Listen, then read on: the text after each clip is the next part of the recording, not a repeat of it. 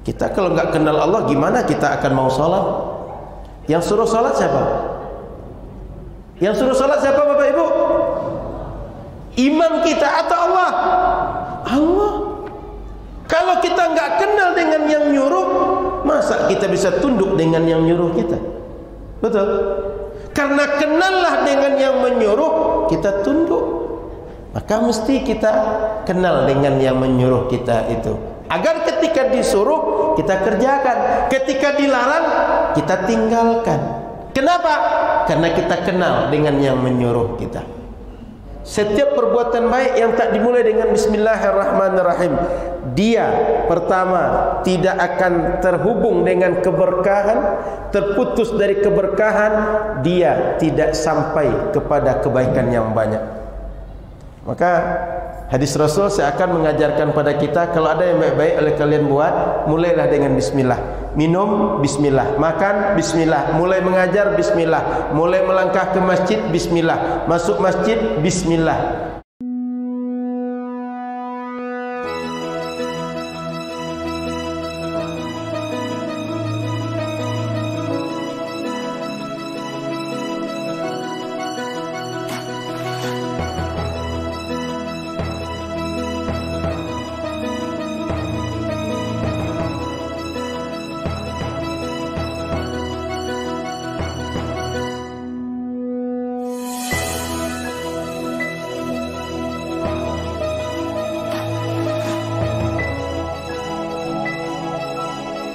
Assalamualaikum warahmatullahi wabarakatuh. Setelah kami memulai pesantren Nurul Azhar di Jalan Tengku Mahmud, ternyata banyak masyarakat yang ingin anaknya juga ikut pesantren di Nurul Azhar. Tapi daya tampungnya tidak bisa memadai banyak orang. Alhamdulillah hari Selasa 28 Desember 2021, kami diamanahkan kembali untuk mengelola tanah wakaf 2 hektar di Jalan Tengku Maharatu, Kelurahan Tengku Maharani, Kecamatan Rumbai Barat, Kota Pekanbaru. InsyaAllah, tanah 2 hektar yang terhampar di belakang ini akan kita bangun pesantren Nurul Azhar 2, sehingga semakin banyak masyarakat yang bisa ditampung untuk belajar ilmu agama. Di sini mereka menghafal Quran, mereka belajar cara membaca kitab-kitab yang jadi referensi ilmu Islam. Kita menyebutnya kitab kuning, dan mereka kita latih kemandirian, berjiwa sosial dan aktif dalam berdakwah di masyarakat. Bapak Ibu bisa support wakaf pembangunan pesantren Nurul Azhar 2 melalui rekening Bank Muamalat 221066666666 kali atas nama Yayasan Tabung Wakaf Umat atau Bank Syariah Indonesia BSI 14766666666 7 kali. Atau Bapak Ibu bisa support melalui Bank Rio Kepri Syariah 82021666661. Mohon ditambahkan kode 01 di ujung transfer Bapak Ibu. Kemudian konfirmasikan kepada admin Yayasan Tabung Wakaf Umat. Hubungi 0852 65416060. Admin Yayasan Tabung Wakaf Umat. Semoga di akhirat ini yang perjumpakan kita dengan Nabi Muhammad sallallahu alaihi wasallam. Berkah selalu. Terima kasih. Assalamualaikum warahmatullahi wabarakatuh.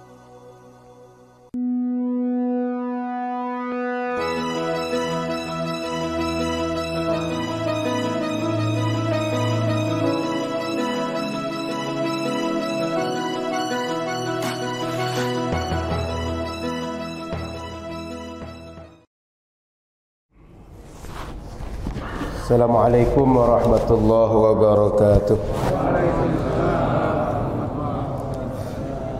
Bismillahirrahmanirrahim. Alhamdulillahirabbil alamin. Allahumma salli ala sayyidina Muhammadin.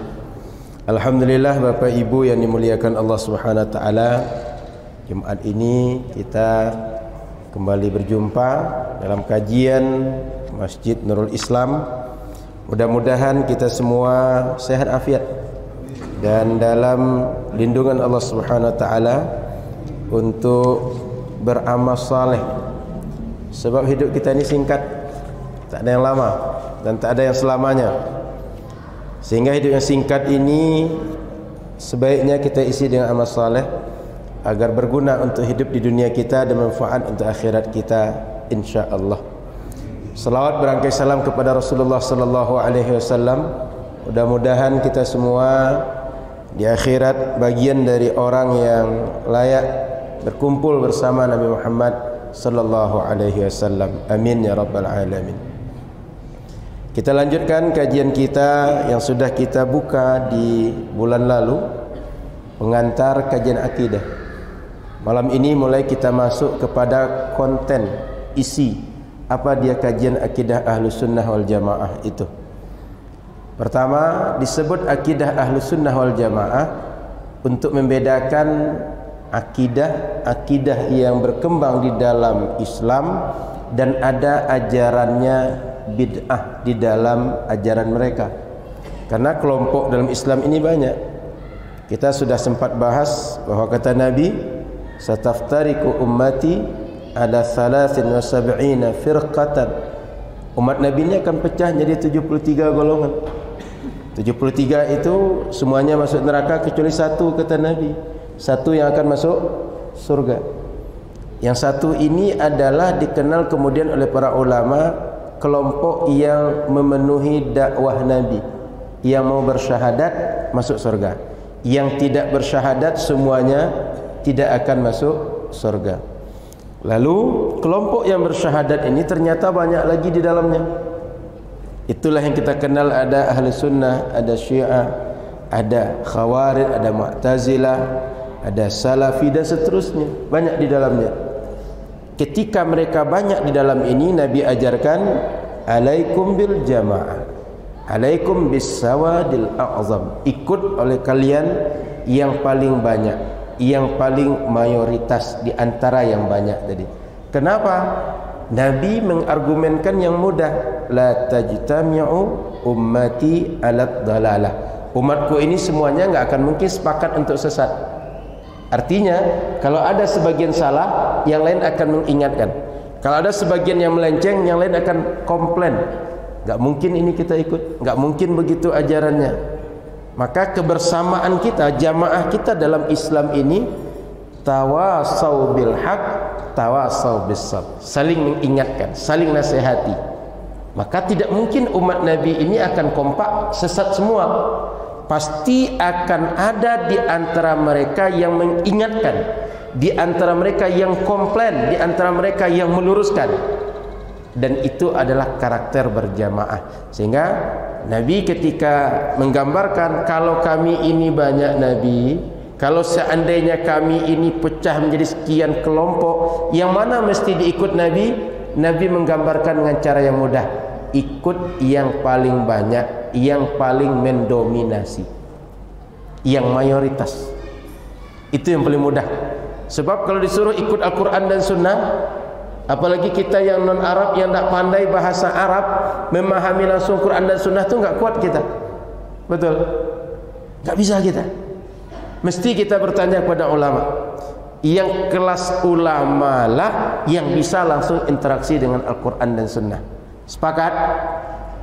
Maka Nabi, andaikan orang ini awam sekali, orang ini baru mencari jalan, dia sudah tahu yang mana mesti diikut, yaitu yang mayoritas, yang banyak. Oke. Bapak Ibu yang muliakan Allah Subhanahu wa taala, dalam kajian inti atau isi dari akidah Ahlus Sunnah wal Jamaah itu kita akan pakai kitab Aqidatul Awam. Kitabnya tipis, ringkas. Mudah-mudahan bisa kita selesaikan dan tidak lama insyaallah. Sehingga saya akan baca kitab ini, akan jelaskan sedikit-sedikit tentang apa isi kitab ini. Kitab ini dikarang oleh Imam As-Sayyid Al-Allamah Ahmad Al-Marzuki Al-Maliki Al-Makki. Beliau seorang yang bermazhab Maliki, kemudian menisbahkan dirinya ke Makkah. Artinya beliau orang yang lama menetap di Makkah. Kemudian beliau ini meninggal tahun 1262 Hijriah. Sekarang tahun berapa? 1443. Artinya karangan ini belum terlalu panjang usianya dari kita, sehingga cara berfikirnya dengan kita masih dekat. Beda dengan karangan usia yang 7 abad di atas kita atau 9 abad di atas kita. Ini masih 1262 Hijriyah, belum terlalu lama. Kemudian kitab ini disyarah oleh ulama dengan banyak penjelasan. Karena kitab ini teruji sejak ditulis oleh penulisnya bisa membuat orang paham akidah Ahlus Sunnah wal Jamaah dan orang punya pemikiran yang sistematis dalam memahami akidah Ahlus Sunnah wal Jamaah.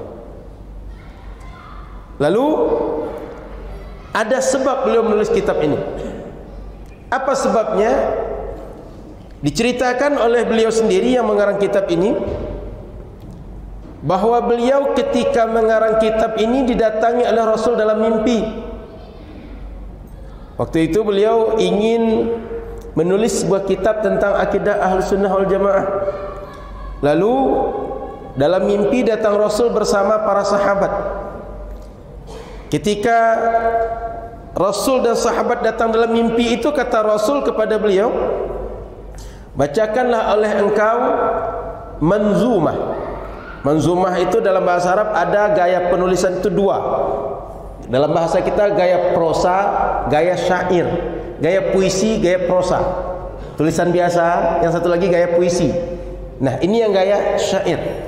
Coba bacakan kitab tauhid yang engkau tulis dengan gaya syair itu. Kata Nabi, kalau seandainya orang baca kitab itu lalu hafal, orang akan masuk surga dan dia akan meraih segala kebaikan yang diharapkan di dunia dan di akhirat, dan isinya bersesuaian dengan Al-Quran dan Sunnah.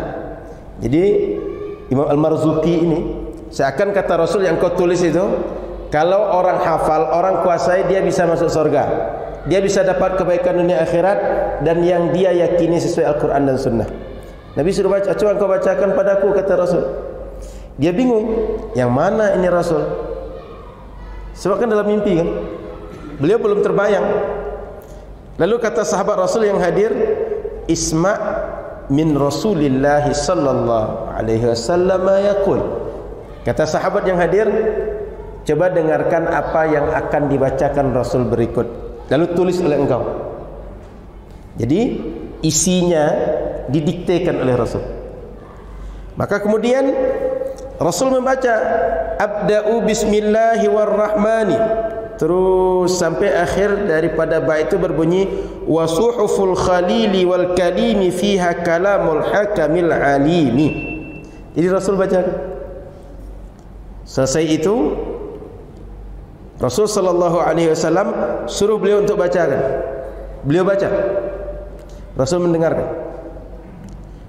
Kemudian beliau setelah mimpi itu bangun. Ya biasa kalau orang soleh malam itu selesai bangun dia sholat zikir. Dan umumnya Rasul dan para sahabat dan orang soleh itu di penghujung malam mereka istirahat lagi sedikit, sehingga malam itu mereka bagi dalam berapa bagian waktu. Tengah malam mereka bangun, sampai 1/6 ujung malam terakhir itu mereka ibadah. Sudah dekat subuh mereka istirahat sebentar. Setelah itu dengar azan mereka bangun. Mereka berangkat ke masjid, lalu salat qabliyah subuh, baru mereka i'tikaf, lalu melaksanakan aktivitas lain sampai isyraq, lalu baru bertebaran di dunia. Nah, pada tidur yang kedua ini Rasulullah sallallahu alaihi wasallam menyuruh dia untuk membacakan lagi apa yang dia dengar dalam mimpi pertama. Sebab yang mimpi pertama itu Rasul sudah bacakan, beliau hafal. Pada mimpi kedua, beliau bacalah semua yang didengar pada mimpi pertama tadi. Dia baca dari awal sampai akhir. Waktu itu Rasul dan sahabat ada di hadapan beliau. Setiap selesai baca satu bait, sahabat dan Rasul baca amin, ya Allah kabulkan. Lalu singkat cerita, setelah selesai beliau baca, kata Rasul, waffaqakallahu ta'ala lima yurdihi wa qabila minka dhalik wa baraka alaika wa alal mu'minin wa nafa'a bihal ibada amin.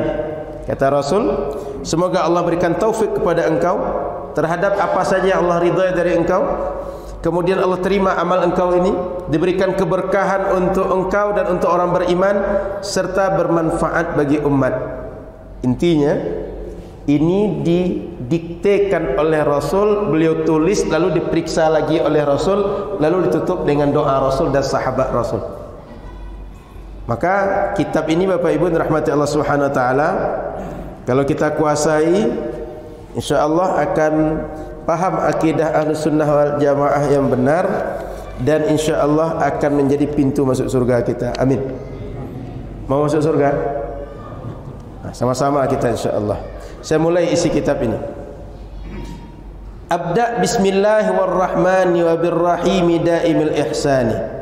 Falhamdulillahil qadimil awwali wal akhiril baqi bila tahawuli. Di awal beliau memulai menulis kitab ini dengan bismillah. Saya mulai menulis kitab ini dengan nama Allah yang Maha Rahman Maha Rahim, dan kebaikannya selalu abadi, selama-lamanya. Kemudian setelah itu falhamdulillahil qadimil awwali. Kemudian alhamdulillah bagi Allah yang sifatnya qadim, yang dia yang awal. Wal akhiril baqi, dia yang akhir, dia yang kekal, bila tahawuli, dan tak pernah berubah-ubah. Saya berhenti di situ dulu. Beliau mengarang kitab memulai dengan bismillah, lalu alhamdulillah. Kenapa mulai dengan bismillah? Pertama, ini meniru dengan cara Allah sendiri. Kita tengok Al-Quran, setiap surat mulai dengan bismillah. Yang kedua, cara Rasulullah. Rasulullah ketika ngirim surat, Nabi-Nabi ketika ngirim surat, dibuka surat itu dengan bismillah. Dulu ketika Nabi Sulaiman mengirim surat ke Ratu Bilqis, bunyinya innahu min Sulaiman wa innahu bismillahirrahmanirrahim. Surat ini dari Sulaiman, dibuka dengan bismillahirrahmanirrahim. Al-Quran yang 114 surat, 113-nya diawali dengan bismillah. Betul. Di An-Naml ayat 24, surat Sulaiman kepada Bilqis, awal dari surat itu bismillah. Sehingga total dalam Al-Quran itu tetap 114 bismillahirrahmanirrahim. Jadi pekerjaan Allah, pekerjaan Rasul dimulai dengan bismillah. Yang ketiga, ada hadis Rasul yang ajarkan kepada kita, kullu amrin dzibalin. Setiap perbuatan baik, hal-hal yang dipandang baik oleh agama, la yubda'u bi bismillahirrahmanirrahim fahuwa aqta fahuwa ajzam fahuwa abtar. 3 ujung riwayatnya. Setiap perbuatan baik yang tak dimulai dengan bismillahirrahmanirrahim, dia pertama tidak akan terhubung dengan keberkahan, terputus dari keberkahan, dia tidak sampai kepada kebaikan yang banyak. Maka hadis Rasul seakan mengajarkan pada kita, kalau ada yang baik-baik oleh kalian buat, mulailah dengan bismillah. Minum bismillah, makan bismillah, mulai mengajar bismillah, mulai melangkah ke masjid bismillah, masuk masjid bismillah. Berbagai hal yang baik yang kalian buat, mulai berdagang, mulai bertani, mulai masuk kantor, mulai naik mobil, mulai pakai baju, apapun yang baik-baik, mulailah dengan bismillah. Maka beliau memulai mengarang kitab ini dengan bismillah. Mengarang kitab ini menyebarkan ilmu, menyampaikan ilmu pada generasi berikutnya, baik atau tidak, maka dimulai dengan bismillah. Lalu bismillahnya redaksinya apa? Imam Nawawi dan para ulama fikih lain mengatakan, ketika disebut kita memulai pekerjaan dengan bismillah, paling minimal baca bismillah, dan sempurnanya baca bismillahirrahmanirrahim. Meskipun dalam hadis tidak dijelaskan bismillah itu bacanya mesti bismillahirrahmanirrahim, tapi ketika kita contoh kepada Al-Quran, contoh kepada hadis Nabi, Nabi membaca bismillah itu dengan bismillahirrahmanirrahim. Maka kalau ada hadis Bapak Ibu ketemu, ya ghulam, nak, kalau engkau makan, kul biyaminik, makan dengan tangan kananmu. Kemudian ketika makan samillah, sebutlah nama Allah, bacalah bismillah. Maksudnya baca bismillahirrahmanirrahim. Paling minimal bismillah saja. Lalu makanlah dengan tangan kanan dan makan yang dekat dengan engkau. Ketika itu Nabi menyuruh baca bismillah, bismillahirrahmanirrahim. Sehingga tidak benar Bapak Ibu kalau ada yang mengatakan saat kita makan dimulai dengan bismillahirrahmanirrahim bid'ah. Yang benar cuma bismillah saja. Itu enggak benar begitu. Karena Imam Nawawi, Imam Ibnu Taimiyah mengatakan cara membaca bismillah yang sempurna itu dengan bismillahirrahmanirrahim. Setelah itu beliau lanjutkan dengan alhamdulillah. Kenapa dengan alhamdulillah? Pertama, beliau mensyukuri nikmat Allah.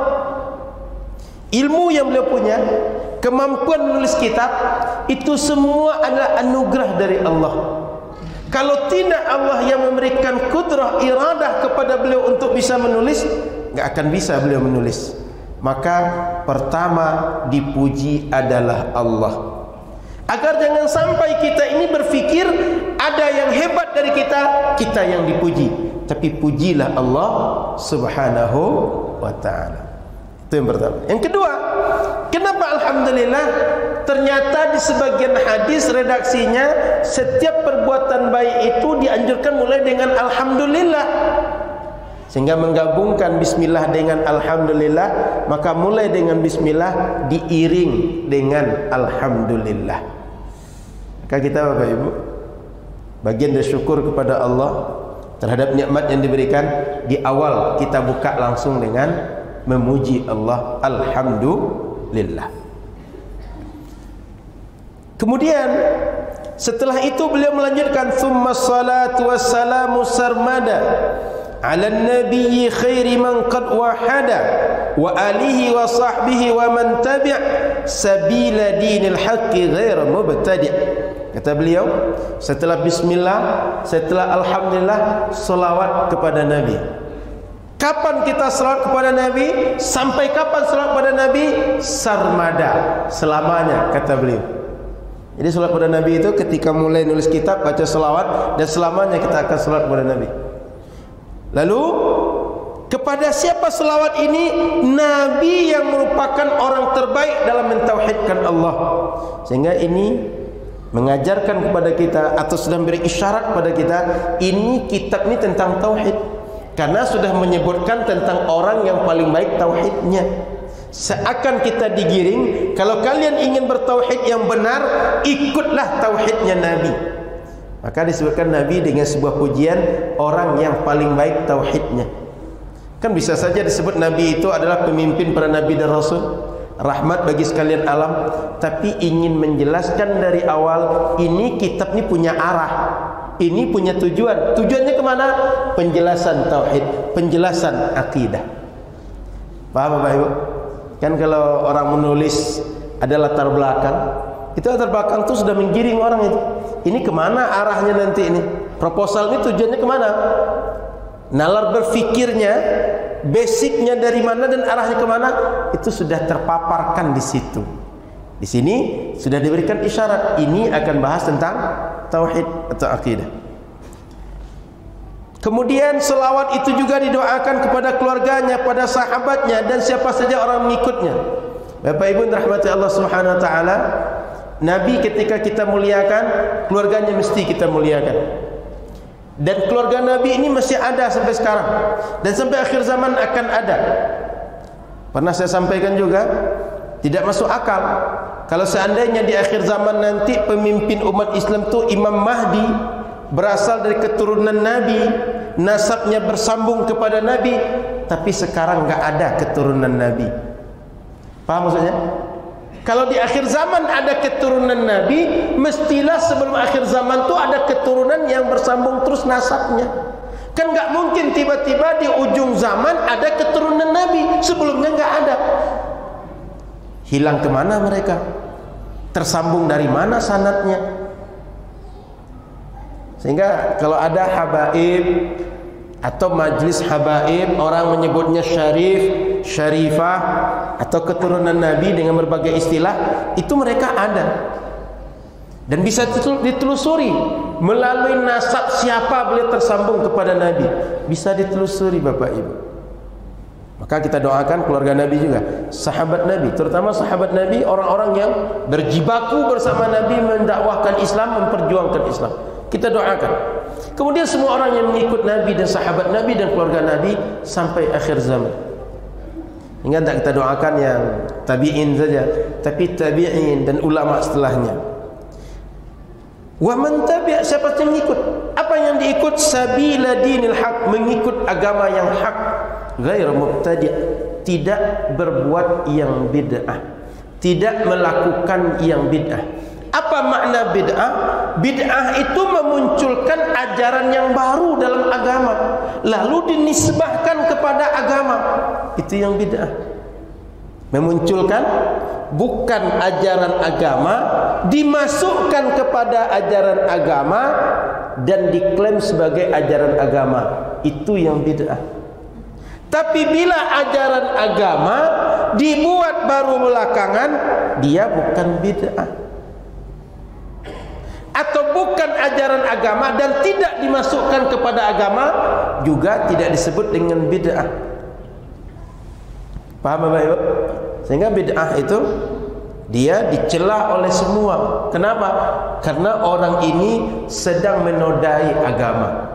Yang bukan dari agama dinisbahkan, diklaim sebagai ajaran agama. Maka Bapak Ibu yang dimuliakan Allah Subhanahu wa taala, setiap amaliyah, setiap keyakinan, setiap apapun yang baru muncul dinisbahkan kepada Islam tapi tidak sesuai dengan ajaran Islam, dia tidak bisa disebut ajaran Islam dan itu adalah bid'ah. Tapi bila dia sesuai dengan Islam, sejalan dengan nafas ajaran Islam, teknisnya baru muncul belakangan, dia tak disebut dengan bid'ah. Maka Imam Syafi'i, kata beliau, al-muhdatsatu darban, perbuatan yang atau hal-hal pengerjaan agama yang baru muncul belakangan, dia ada dua. Satu, dia sesuai dengan Al-Quran, sesuai dengan sunnah, sesuai dengan ucapan para sahabat, dia tidak termasuk pada bid'ah, tapi dia sebut dengan mahmudah, perbuatan baru yang terpuji. Contoh seperti kita ngaji setiap Jumat malam ini, kan nggak pernah Rasul buat seperti ini kan? Ada nak pengajian setiap malam Jumat dari zaman Nabi sampai sekarang masih wujud? Ada tidak? Pelanjutnya adalah khalifah-khalifah Rasulullah, sehingga semua umat kalau ingin ikut pengajian yang sesuai dengan sunnah, setiap Jumat kumpul Masjid Nabawi. Ada nggak gitu? Ini di Masjid Nurul Islam atau Masjid Nabawi? Kalau Masjid Nabawi baru sesuai yang dibuat oleh Nabi betul. Ini bukan Masjid Nabawi dan bukan Nabi yang merintis kajian seperti ini. Pengurus masjid boleh kan? Dulu boleh jadi kajiannya bukan Jumat malam, boleh jadi dulu Ahad malam atau Rabu malam. Setelah diukur-ukur, bagusnya Jumat malam, supaya kalau siang kita Jumatan bisa diumumkan. Betul Pak ya? Ini kan bergulir. Di masjid lain boleh jadi kajiannya Senin malam, seperti di Istiqomah. Betul Pak ya? Istiqomah Senin malam. Ini nggak dibuat Rasul. Betul? Bid'ah nggak ini? Enggak. Kitab ini juga. Tadi itu berapa penulisnya meninggal? 1200-an. Berarti nggak ketemu Rasul kan? Kita pelajari, dan ulama yang pelajarinya. Bid'ah nggak ini? Jangankan kitab ini disebut dengan ilmu akidah, disebut dengan ilmu tauhid, itu munculnya belakangan. Di zaman Nabi ada ilmu tajwid nggak? Ada nggak ilmu tajwid? Nggak ada ilmu tajwid. Tapi sahabat Nabi baca Quran dengan tajwid tidak? Dengan tajwid. Cuma konsep ilmunya muncul belakangan. Maka dikenal ada nanti ikhfa, ada di situ dengan gunnah, kemudian ada huruf halqi dan lain-lain. Ada sifat huruf. Zaman Nabi itu nggak dikenal istilah seperti itu. Cuma sudah dilakukan apa yang menjadi kajian tajwid itu. Di zaman Nabi ada nggak kitab hadis? Ada nggak Pak? Sahih Bukhari zaman Nabi ada nggak? Nggak ada Pak. Imam Bukhari itu meninggal 256. Kira-kira ketemu Nabi nggak itu? Nggak ketemu Nabi. Belakangan. Sekarang kita kalau rujuk hadis kemana? Ke Nabi atau ke Sahih Bukhari? Ke Sahih Bukhari kan? Maka apa yang ingin saya sampaikan, Bapak Ibu jangan sampai mudah mengklaim setiap yang tak dibuat Rasul dia bid'ah. Belum tentu begitu.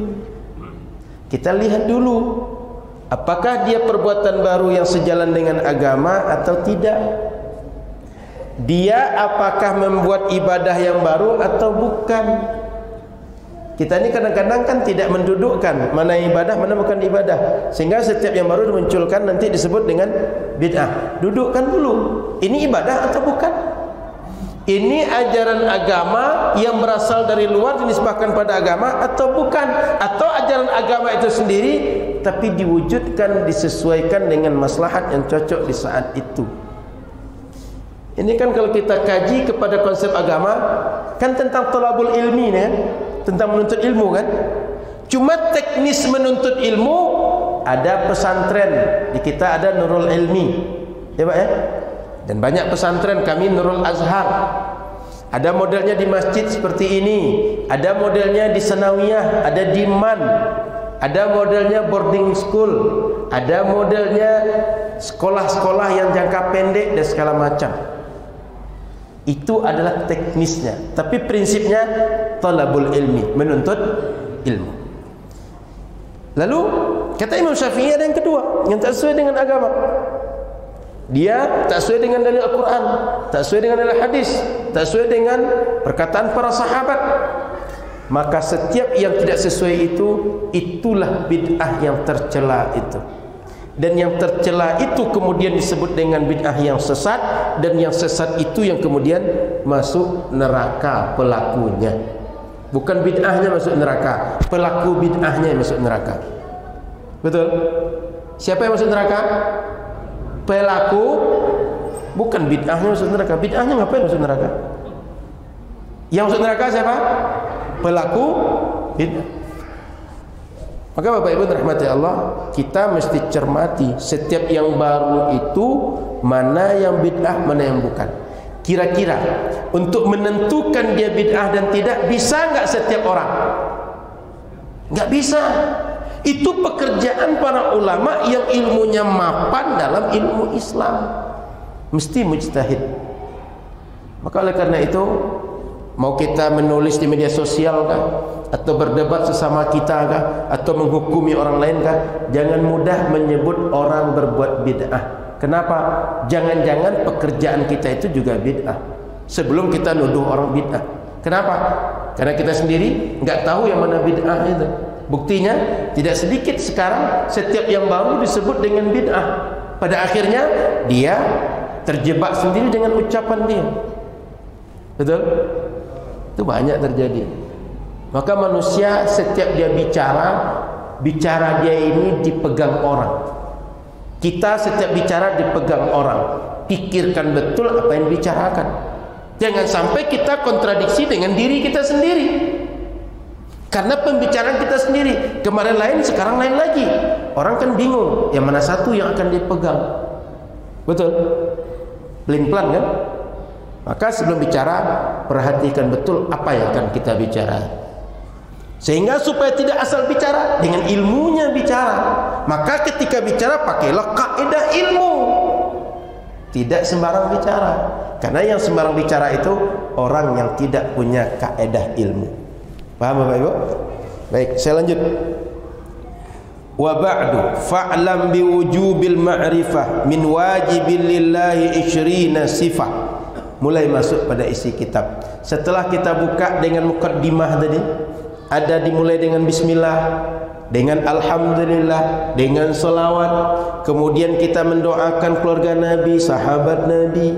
Kemudian kita menjelaskan sedikit tentang bid'ah. Kita masuk lagi. Apa dia?